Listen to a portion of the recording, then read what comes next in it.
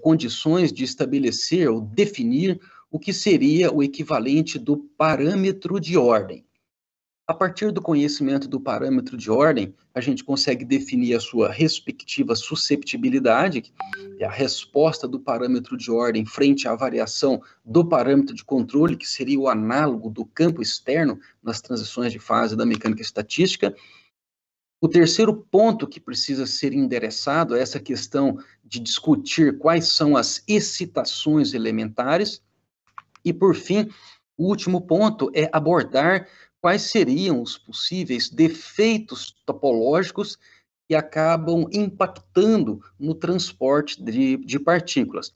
E vocês vão ver que esses defeitos topológicos na área de sistemas dinâmicos, particularmente sistemas hamiltonianos, acabam remetendo ao conceito de stickness. Então, eu vou abordar de forma bem rápida essa questão do efeito stickness também.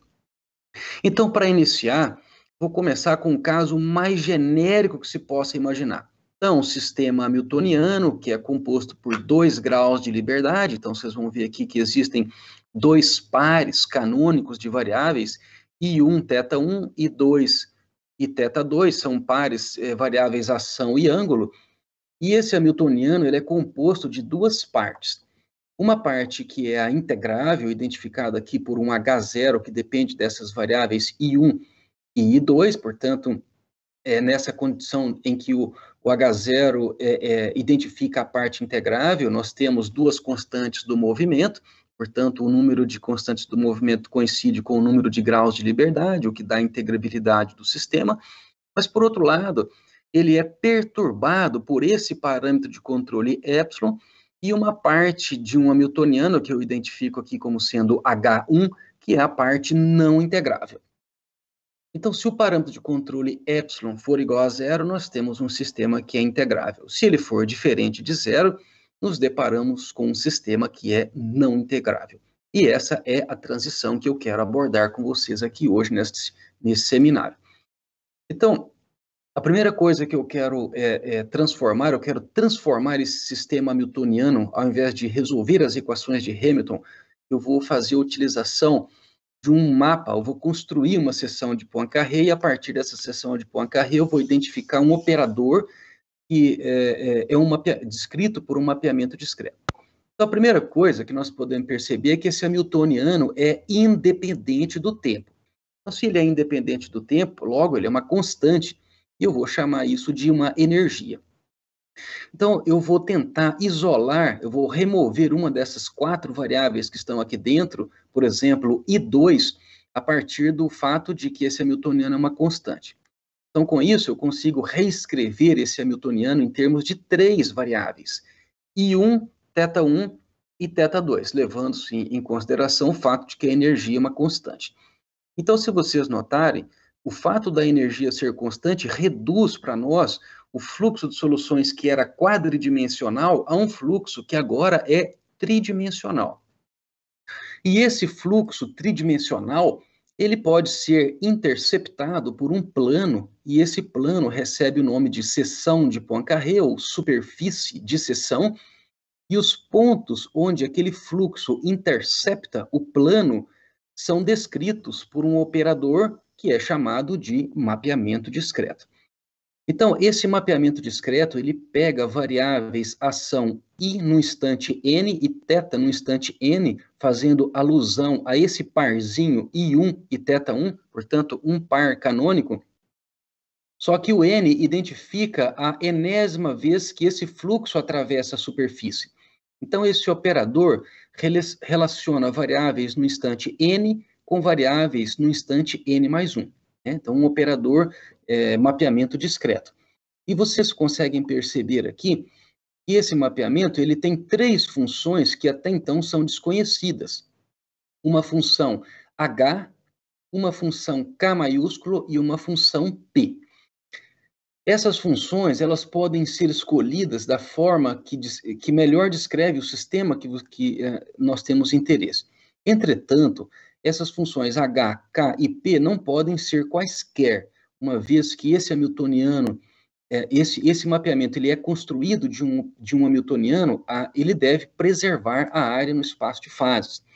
E a preservação de área no espaço de fases impõe uma relação para essas funções que ainda nós não conhecemos, que é a P, e essa função H. Portanto, a derivada da função P em relação a θn somado com a derivada da função H em relação a IN mais 1, ela tem que ser igual a zero. Isso garante a preservação de área. Então, se vocês notarem bem, o conhecimento de H, K e P identificam famílias de mapeamentos discretos. E para esse seminário que eu vou abordar aqui hoje, eu vou escolher essa função H como sendo uma função seno, uma função contínua, ela tem infinitas derivadas que são contínuas também, e ela é o primeiro termo da expansão em série de Fourier da função seno. Eu vou escolher essa função P como sendo igual a zero, porque escolhendo essa função P como sendo igual a zero, eu elimino esse parâmetro de controle da variável angular, e eu fico só com o parâmetro de controle na variável ação. E essa função K, eu vou escolhê-la como sendo escrita como uma função que tem essa forma, que é 1 dividido por módulo de IN mais 1 elevado a gama. Esse gama é uma quantidade não negativa, e a função módulo foi introduzida porque esse gama ele pode ser semi-inteiro, ele pode receber valores meio, e esse valor meio impede que nós tenhamos aqui valores negativos para essa função, para essa variável dinâmica I. Vocês vão ver agora, daqui a pouquinho, quando eu mostrar um espaço de fases, que essa variável dinâmica pode assumir valores negativos. Então, eu estou interessado mais no comportamento dessa K, que ela tem que ser uma função que diverge no limite em que essa variável I vai a zero, que ela que se aproxima de zero.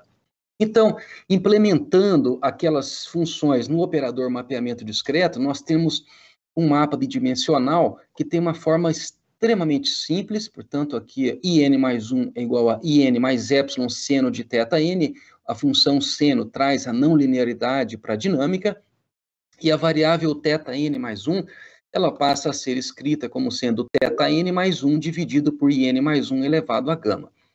Eu quero abordar com vocês aqui uma característica interessante sobre esse segundo termo da segunda equação. O primeiro ponto que eu quero abordar é o seguinte: quando essa variável dinâmica IN mais 1 aproxima-se de zero, a razão 1 sobre IN mais 1 se torna muito grande, ela assume um valor muito grande.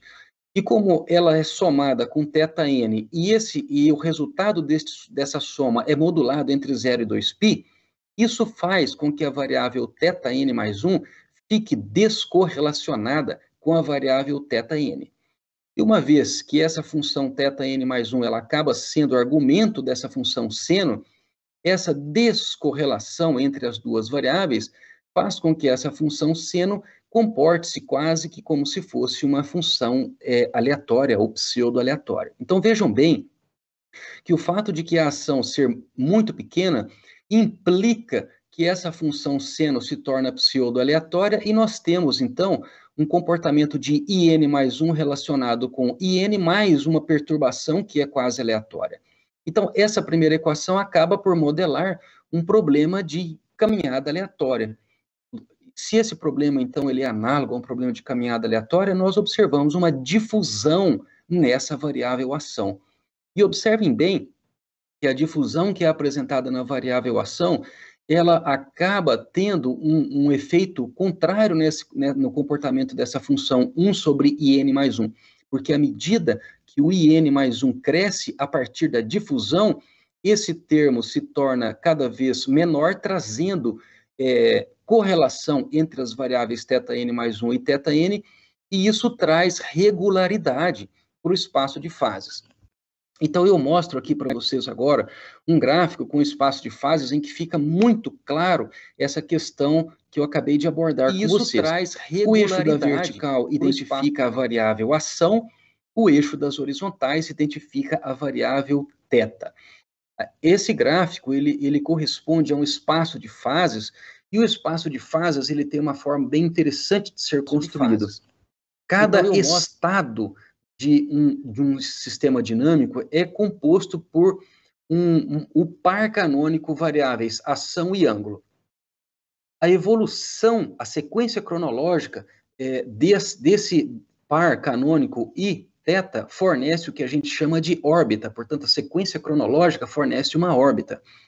E o conjunto de todas aquelas órbitas fornece o que a gente chama de espaço de estados ou espaço de fases, que é mostrado nessa figura aqui.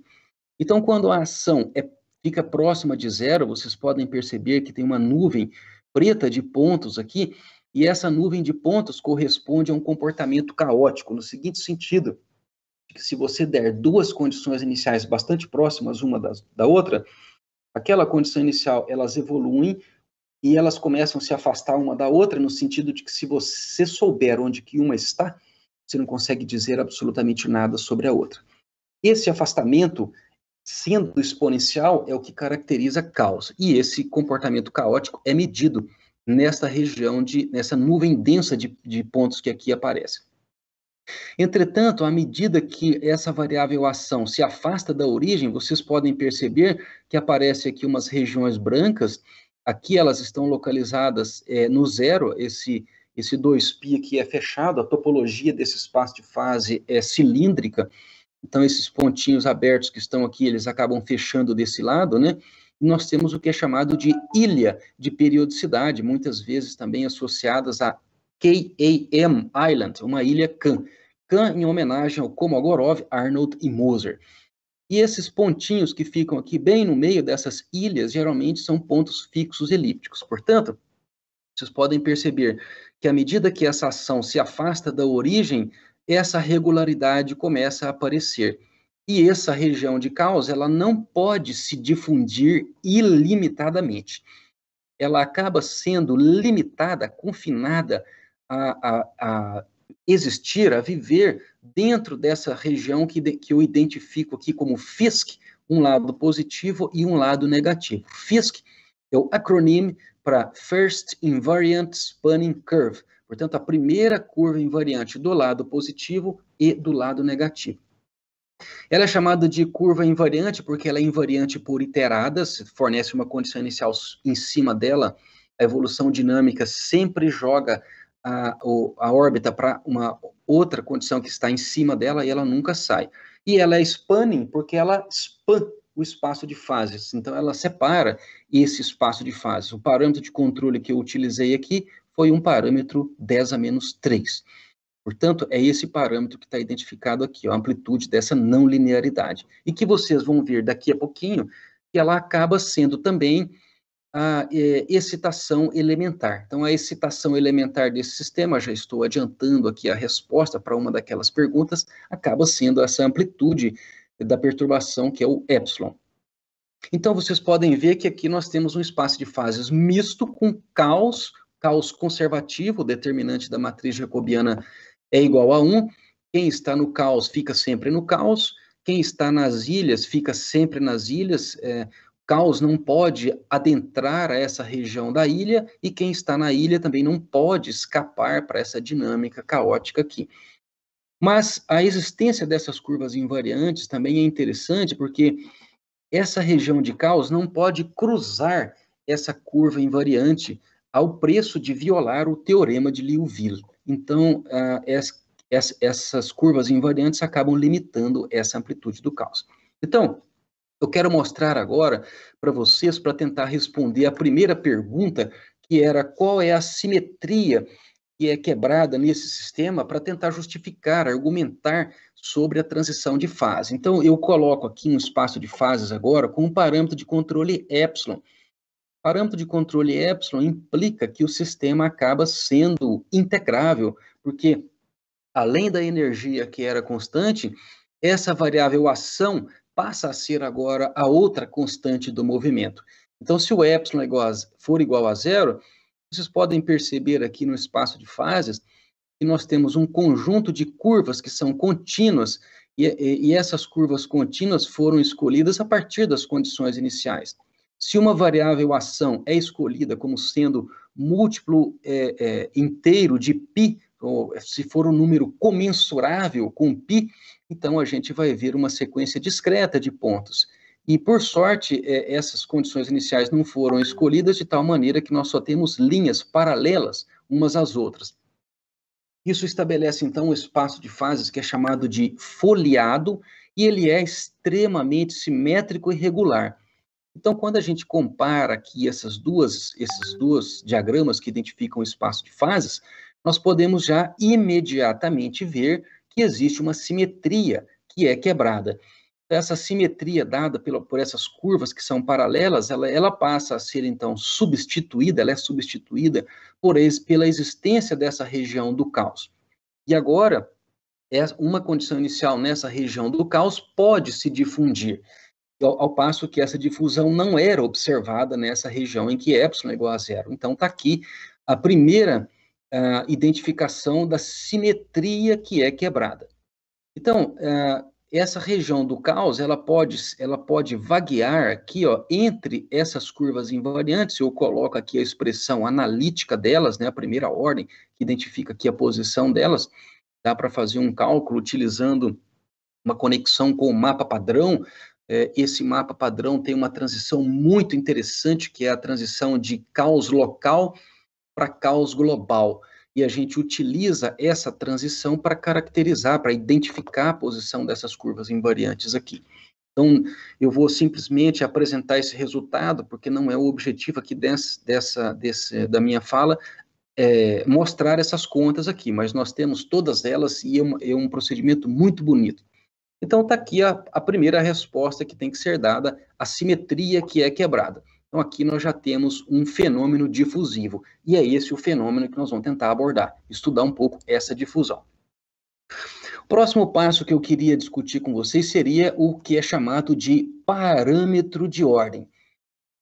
Como nós estamos estudando uma dinâmica difusiva caótica, em primeiro momento poderia-se imaginar que um bom candidato a parâmetro de ordem pudesse ser o expoente de Lyapunov. Então, eu mostro aqui para vocês um gráfico do expoente de Lyapunov em função de epsilon. Vocês podem perceber que nós temos 1, 2, 3, 4 décadas nesse gráfico no eixo das horizontais, portanto, 4 ordens de magnitude do parâmetro de controle epsilon, o que é muito.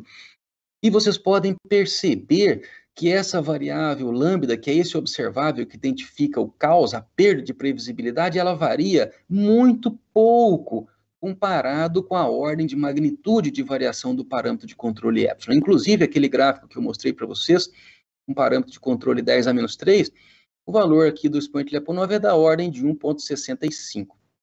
Então, vocês podem perceber que esse expoente Lyapunov varia aqui da ordem, eu vou chutar aqui uns 10 a 15%, frente a essa variação em larga escala do parâmetro de controle. E mais, quando a gente está pensando numa transição de fase, por exemplo, se uma transição de fase for de segunda ordem, uma transição de fase contínua, o parâmetro de ordem ele deve ir continuamente a zero à medida que o parâmetro externo, que é o parâmetro de controle, vai a zero.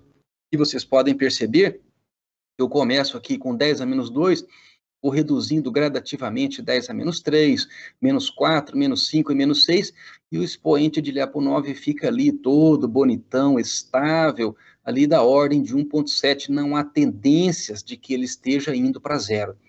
Então, a gente pode perceber que o expoente de Lyapunov, ele acaba sendo frustrado como sendo um candidato a parâmetro de ordem. Então, ele indica caos, mas para caracterizar essa transição, que identifica a transição de um fenômeno difusivo, o expoente de Lyapunov passa a não ser um bom parâmetro, um bom candidato a parâmetro de ordem. Mas, ao invés disso, se a gente abordar especificamente a variável dinâmica que conduz à difusão, eu chamo aqui de IRMS, RMS em alusão a root mean square, esse I ele é construído a partir de duas médias. A primeira delas é obtida a partir de 1 sobre N, somatório, quando J varia de 1 até N, I maiúsculo quadrado, índices I pequenininho e J, né? Então, esse índice J fornece uma média temporal, muitas vezes chamada de média de Birkhoff, ao passo que essa segunda média, dada por 1 sobre M maiúsculo, somatório, quando I varia de 1 até M, fornece a média no que é chamado de ensemble de condições iniciais. Então, estou fazendo uma média na coleção de condições iniciais. E esse observável E√min², quando plotado em função do número de iterações, apresenta um comportamento espetacularmente belo, que tem aí indícios de invariância de escala, que, aliás, é um fenômeno característico de transições de fase. Então, se vocês observarem aqui, nós temos aqui um gráfico de E√min² em função de n, um gráfico log-log. A bolinha preta foi para o parâmetro de controle 10 a menos 3, quadradinhos vermelhos para o parâmetro de controle 10 a menos 4, e vocês podem perceber que quando a ação inicial, o I0, é pequenininho, essas curvas elas crescem, acelerando aqui, então elas estão experimentando aquele fenômeno de difusão, mas pelo fato de existirem aquelas curvas invariantes, a positiva e a negativa, aquela difusão passa a ser finita. E essa difusão, então, esse fenômeno de crescimento da curva de E√min² passa por um regime de crossover e aproxima de um regime de saturação. O que muda, então, do quadradinho para a bolinha são os parâmetros de controle, mas a gente já pode perceber aqui, a gente pode fazer algumas hipóteses de escala, e a primeira delas é que quando você muda o parâmetro de controle, esse valor que identifica a saturação das curvas depende do epsilon, que é a amplitude da não linearidade, elevado a um expoente alfa, que passa a ser um expoente crítico, conhecido lá naquela criticalidade na transição de fase. Então, essa daqui identifica a dinâmica para tempos longos, é a dinâmica de saturação. Para tempos curtos, o comportamento de E√min² é descrito por uma lei de potência que fornece aqui um crescimento em função do n. Portanto, existe aqui um n_2, esse ε² foi feito aqui nessa primeira aproximação com uma transformação ad hoc, mas ela aparece analiticamente quando a gente resolve a equação da difusão. Isso aqui é elevado a um expoente beta, e esse expoente beta, ele é da ordem de meio, porque esse √min², a raiz quadrada desse termo aqui, o expoente beta caracteriza, portanto, uma difusão normal. Então, aquele comportamento caótico, ele acaba sendo análogo a um processo de difusão normal. Isso quando a ação inicial é pequena e o que conduz a um expoente crítico beta aqui da ordem de meio. E o número de iterações característico de crossover que faz a mudança do regime de crescimento para o regime de saturação, ele depende do parâmetro de controle elevado a um expoente crítico Z.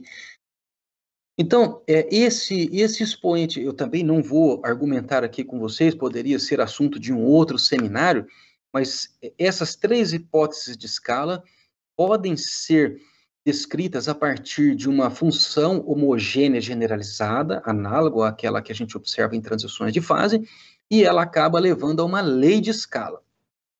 E esses expoentes críticos alfa, beta e z podem ser encontrados analiticamente também. O expoente crítico alfa, ele tem uma relação muito íntima com esse expoente gama, que é o expoente que fornece a taxa com a qual esse termo 1 sobre IN mais 1 vai a infinito no limite em que I vai para zero. Então, esse expoente crítico alfa, a gente encontra analiticamente como sendo 1 dividido por 1 mais gama. E esse gama, e como ele é um número não negativo, esse expoente alfa passa a ser sempre menor do que 1, já que esse gama é uma quantidade não negativa.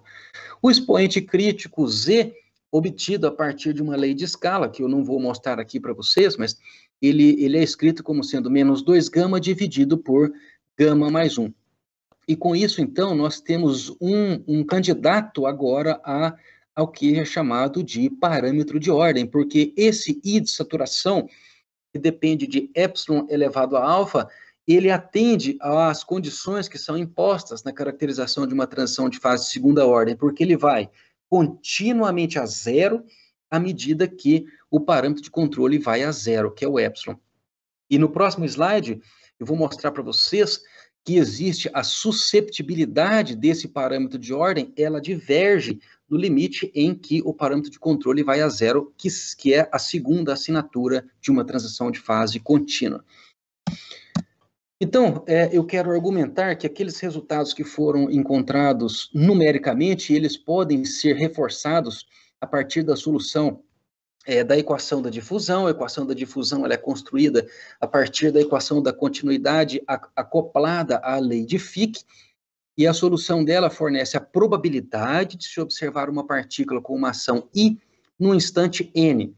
Ela é uma equação diferencial parcial, primeira ordem em n, segunda ordem na variável ação, e esse D é chamado de coeficiente da difusão. Ele é definido matematicamente a partir da razão ΔI quadrado médio sobre 2, uma espécie de variância do deslocamento, e essa expressão, utilizando aqui o mapeamento discreto, tem uma relação analítica que é dada por epsilon quadrado sobre 4, portanto, uma constante. Olhando, então, aqui para o espaço de fases, nós vamos sempre procurar pela dinâmica da difusão desta região do mar de Caos. Agora temos dois espaços de fase que fica mais fácil de vocês poderem comparar, um espaço de fase com epsilon 10 a menos 2, espaço de fase com epsilon 10 a menos 3, podem ver que existe uma mudança na escala do eixo das verticais, mas a característica ela acaba sendo a mesma, com as curvas invariantes do tipo Spanning limitando esta difusão do mar de Caos, independente do valor de epsilon que seja escolhido, desde que ele seja diferente de zero, o espaço de fases já nasce com essa estrutura do tipo mista. Então, quando a gente resolve a equação da difusão, é importante impor quais são as condições de contorno e a condição inicial. Já que aquela variável ação, ela fica sempre limitada a menos IFISC, curva invariante negativa, e IFISC, curva invariante positiva, e uma vez que o sistema preserva a área no espaço de fases, o teorema de Liouville não pode ser violado. Isso implica que a derivada da probabilidade em relação à variável ação avaliada na curva invariante superior e na curva invariante inferior tem que ser igual a zero. Fisicamente, isso significa que não existe fluxo de partículas daquela região de Caos atravessando a curva invariante Spanning, nem do lado positivo e tampouco do lado negativo. A condição inicial é escolhida como sendo uma função delta, é a probabilidade no instante inicial em que n é igual a zero. Então, todas elas são sorteadas em cima da variável i igual a i0. E, obviamente, esse i0 seria a ação inicial pertencente a esse intervalo aqui. Aí você se pergunta, onde está o ensemble de condições iniciais? O ensemble de condições iniciais é feito na variável fase, aquela variável θ, a variável angular. Então, também não vou mostrar aqui as contas, mas a solução analítica desta probabilidade tem um método bonitinho e simples que o Butkov, o Arfken apresentam. Então, um convite aí para os alunos de Física e Matemática, se dediquem lá ao curso de Física e Matemática. A solução fornece aqui um termo que é constante, é a distribuição do estado estacionário, esse é o cara que nos interessa, para tempos suficientemente longos, e uma parte que tem uma exponencial negativa, com a cabeça da exponencial aqui negativa, que identifica o tempo de transiente. Então, essa parte aqui é a parte transiente, a parte dinâmica, e que ela acaba convergindo a zero com o decorrer do tempo. Se a gente conhece a probabilidade, o conhecimento dessa probabilidade seria o análogo ao espécie do conhecimento da função de partição lá na mecânica estatística.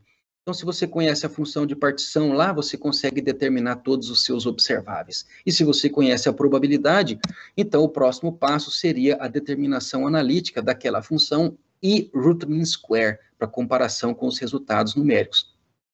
Então, I quadrado médio, ele é definido como sendo a integral de menos IFISC até IFISC de I quadrado P de I DI. Não vou mostrar aqui as contas, mas só vou mostrar aqui o resultado. Então, esse termo aqui depende do I quadrado FISC, mais esse termo aqui que identifica um termo do estado estacionário e o termo de transiente. E os resultados espetacularmente belos podem ser comprovados nessas curvas aqui, ó. Símbolos identificam as simulações. E as curvas contínuas são o resultado desse plot aqui, ó. Basta tirar a raiz quadrada. Então, vocês podem perceber que a sobreposição das curvas é maravilhosamente bela. Isso indica que aquele ansatz, aquela hipótese de que a dinâmica naquele processo de difusão estava se comportando análoga a um processo difusivo normal permite que a gente resolva a equação da difusão equivalente a um processo aleatório. E aquela difusão caótica passa a ser, então, descrita a partir dessa solução da equação da difusão. Então, com isso, eu mostro aqui para vocês agora um gráfico um pouco mais ampliado, com 3 curvas, que fornecem aqui os valores de epsilon 10 a menos 2, 10 a menos 3 e 10 a menos 4. Eu escolho aqui os símbolos com as ações iniciais bem pertinho do zero, o que dá a oportunidade daquele ensemble de partículas experimentar a máxima difusão possível, mas a gente vê também um outro platôzinho quando as ações iniciais não são exatamente iguais a zero. Você pode se perguntar por que você está mostrando esse resultado? Porque quando você tem uma transição de fase, um comportamento característico de uma transição de fase é a invariância de escala. Então, quando a gente refaz esse gráfico nas variáveis que são invariantes de escala, todas essas curvas que são obtidas para parâmetros de controle diferentes, vocês podem perceber aqui 2 ordens de magnitude distintas, elas se sobrepõem umas às outras de uma forma incrível, comprovando, portanto, que aquela difusão caótica, de fato, é uma invariante, ela é invariante de escala, próximo a essa transição de fases de integrabilidade para não integrabilidade. Então, com isso, nós já temos aqui agora um candidato a parâmetro de ordem que coloca por terra aquele expoente de Lyapunov. Então, o candidato a parâmetro de ordem é o I de saturação, valor da variável da difusão, só que no estado estacionário, que fornece aqui o I de saturação. Ele é proporcional a epsilon elevado a alfa. E esse alfa, se vocês se lembrarem bem, ele era definido, encontrado analiticamente como sendo 1 dividido por 1 mais gama. Então, nós podemos perceber que no limite em que epsilon vai a zero, que esse parâmetro de ordem, que é o I de saturação, ele aproxima-se de zero contínua e monotonicamente, uma das assinaturas de uma transição de fase contínua. A susceptibilidade desse parâmetro de ordem, que fornece como que a resposta daquele parâmetro de ordem frente a uma perturbação do campo externo, o campo externo, na verdade, é dado pela amplitude da não linearidade, quer dizer, a derivada do I de saturação em relação a epsilon, ele é escrito como ser uma constante, que não tem singularidades, mas a singularidade está aqui, ó, 1 dividido por epsilon elevado a gama, dividido por 1 mais gama.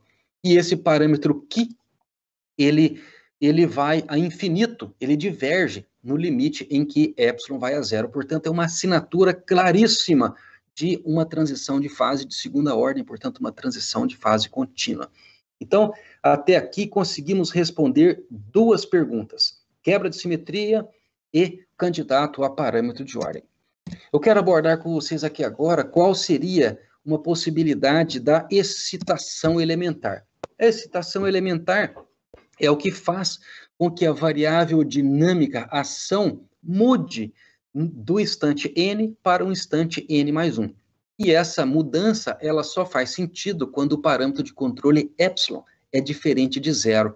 Logo, olhando aqui por inspeção a primeira equação, a excitação elementar passa a ser aqui a amplitude dessa função não linear seno, portanto, a amplitude da perturbação seria o epsilon vezes seno de θ.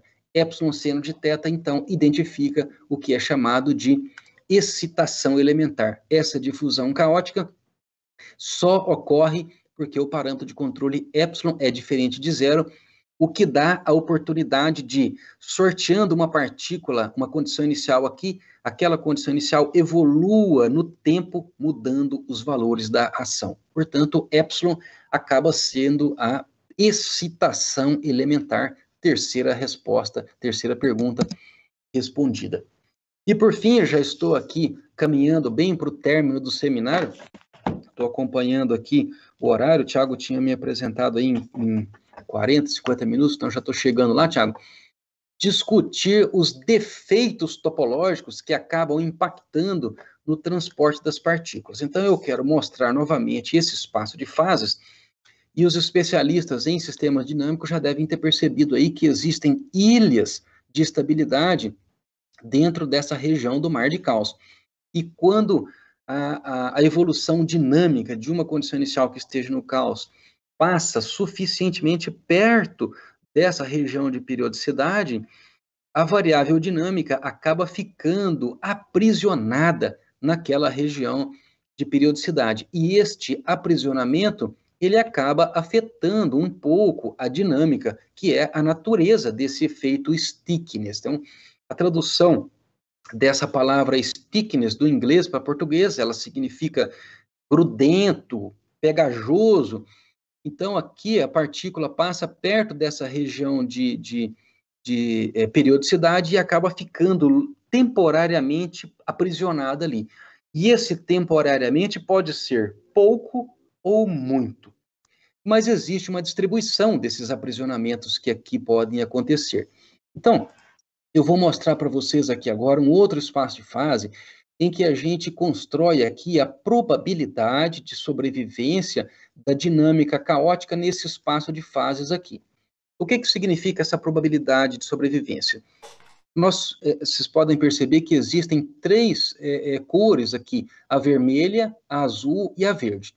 A verde identifica a localização da primeira curva invariante do tipo spanning, tanto do lado positivo quanto do lado negativo. E essas vermelhas e azuis eu coloquei só como um guia para os olhos para identificar a seguinte coisa. Sorteamos aqui um ensemble de partículas, 5 vezes 10 a 8 partículas, então vocês podem perceber que é um ensemble grande. E a gente dá a chance delas evoluírem. Todas as vezes que a partícula atravessa essa região vermelha, tanto faz para o lado positivo ou do lado negativo, nós interrompemos a dinâmica, contamos quanto tempo a partícula demorou para atravessar essa região e construímos a probabilidade de que ela sobreviva a essa dinâmica. Portanto, esse gráfico ρ, em função de n, fornece a probabilidade de sobrevivência. Então, vocês podem perceber que quando essa região de caos é pequena, eu dou a chance da partícula escapar mais facilmente, uma grande parte do ensemble sai muito rapidamente daquela região. Então, e esse escape rápido dessa região é descrito por um decaimento exponencial. Então, esse decaimento exponencial é uma assinatura de que você tem o comportamento caótico escapando rápido daquela região. Mas algumas poucas delas acabam ficando aprisionadas em uma região de stickiness aqui, que a qualidade da figura não permitiu que a gente visse. Então, aqui tem umas ilhotinhas de regularidade, de periodicidade aqui, e que acabam transformando aquele decaimento rápido, que é um decaimento exponencial, em um decaimento mais lento. Esse decaimento mais lento, ele continua sendo um problema em aberto, porque você pode observar um decaimento em lei de potência, mas você pode observar também stretched exponential, que são as exponenciais esticadas, né? Então, o fato é que qualquer tipo de decaimento você pode observar, desde que ele seja mais lento do que o decaimento exponencial.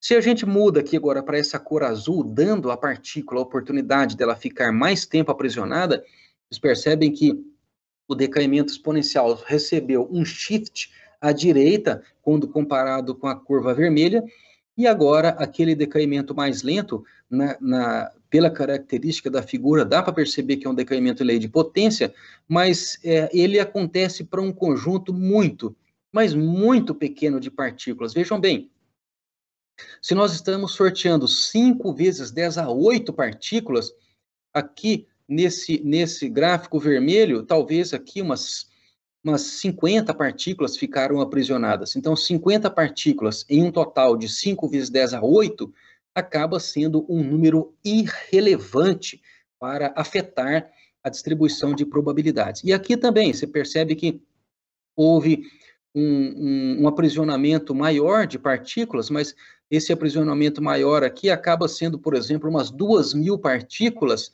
frente àquelas 5 vezes 10 a 8. Então, acaba sendo de 10 a 8 para 10 a 3, então a gente tem 5 ordens de magnitude de partículas que escaparam e que aquele número pequeno de partículas que foram aprisionadas acabam não afetando a dinâmica daquela probabilidade que eu havia contado para vocês. Então, os defeitos topológicos existem, são as ilhas de regularidade, as ilhas de periodicidade, muitas vezes chamadas de KAM Islands, né, as ilhas KAM, mas esse gráfico corrobora para o fato de que aqueles aprisionamentos acabam por não afetar drasticamente a dinâmica daquele transporte de partículas, uma vez que o ensemble de partículas passa a ser suficientemente grande.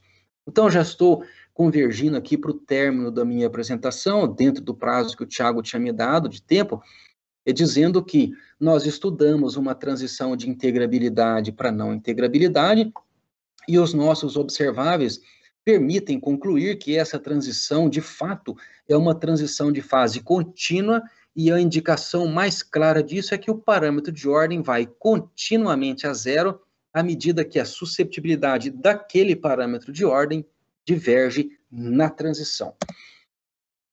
Nossas perspectivas para esses resultados, para o formalismo, é aplicar esse formalismo para os bilhares dependentes do tempo, particularmente investigando uma transição muito interessante nos bilhares dependentes do tempo, que é aquela transição em que você tem a supressão da aceleração de Fermi. A aceleração de Fermi em bilhares seria o acúmulo de energia de um conjunto de partículas quando elas colidem com fronteiras que estão dependentes do tempo. E esses bilhares, eles são, na verdade, uns sistemas em que você tem partículas confinadas a bordas fechadas, e as bordas são dependentes do tempo. Então, a gente está aplicando esse formalismo em bilhares, só que em bilhares dissipativos, para tentar trazer a conexão com a termodinâmica, para descrever os resultados da termodinâmica utilizando esses formalismos de bilhares. Esse resultado que eu contei para vocês agora, ele foi publicado em julho do ano passado na EPL, né, a Europhysics Letters, em colaboração com 2 colegas professores, o professor Makoto Yoshida e o professor Juliano Antônio de Oliveira, mas eu queria agradecer a minha equipe aqui, a Célia Mayumi, que foi a minha aluna de doutorado, nós temos discutido muito sobre isso, Lucas Kenji, que é o meu aluno de iniciação científica da FAPESP, a Ioná, agora ela está no mestrado, ela se formou, defendeu o TCC, foi bolsista do PIBIC, a Anne, que também trabalhou com esse tema, bolsista da FAPESP, e meus colegas professores Makoto Yoshida e Juliano. Eu agradeço aí muito a vocês, eu tenho que sempre apresentar aqui nos meus seminários quem paga as contas, né? Então, o CNPq está aqui o projeto e aqui o projeto da FAPESP, e tem também um link, se vocês quiserem, tiverem oportunidade, vocês podem visitar a minha página, dá para ver os artigos que são publicados lá, os PDF estão todos lá para vocês conferirem. Então, eu agradeço aí muito pela participação, pela audiência,